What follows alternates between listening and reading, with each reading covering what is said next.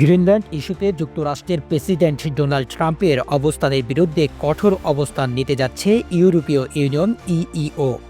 NATO বাহিনী মোতায়েনের পরিকল্পনায় ট্রাম্প বিরোধিতা করলে মার্কিন কোম্পানিগুলোর ওপর নিষেধাজ্ঞা আরোপের হুঁশিয়ারি দিয়েছে ইউরোপীয় দেশগুলো।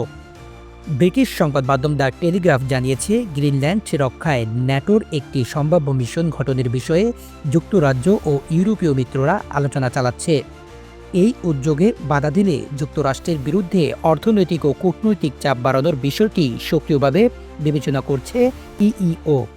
জীবন অবাক না করলে কে করবে? 28% মিল্ক ফ্যাটের অবাক করার সাথে ফ্রেশ মিল্ক পাউডার। জীবন অবাক করুক প্রতিদিন। ইতিমধ্যেই ব্রিটিশ কর্মকর্তারা জার্মানি, ফ্রান্স সহ একাধিক ইউরোপীয় দেশের প্রতিনিধিদের সঙ্গে বৈঠক করেছেন। ন্যাটোর জ্যেষ্ঠ সামরিক কর্মকর্তারা একটি সম্ভাব্য মিশনের কাঠামো প্রস্তুত করেছেন, যার আওতায় গ্রিনল্যান্ডে সেনা, যুদ্ধজাহাজ ও বিমান মোতায়েন করা হতে পারে।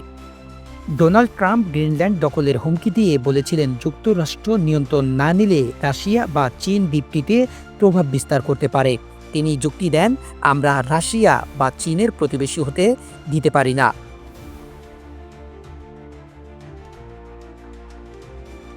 গ্রিনল্যান্ডে বিপুল পরিমাণ প্রাকৃতিক সম্পদ রয়েছে। তামা, নিকেল এবং আধুনিক প্রযুক্তির জন্য অপরিহার্য বিরল মাটির খনিজের মজুদ থাকায় অঞ্চলটি বৈশ্বিক শক্তিগুলোর কাছে কৌশলগতভাবে গুরুত্বপূর্ণ হয়ে উঠেছে। সবচেয়ে কঠোর বিকল্প হিসেবে ইউরোপ থেকে মার্কিন সামরিক বাহিনী প্রত্যাহারের বিষয়টিও আলোচনায় রয়েছে। এমন সিদ্ধান্ত বাস্তবায়িত হলে মধ্যপ্রাচ্যসহ বিভিন্ন অঞ্চলে যুক্তরাষ্ট্রের সামরিক অভিযানে ইউরোপীয় ঘাঁটিগুলোর ব্যবহার মারাত্মক সীমিত হয়ে যেতে পারে।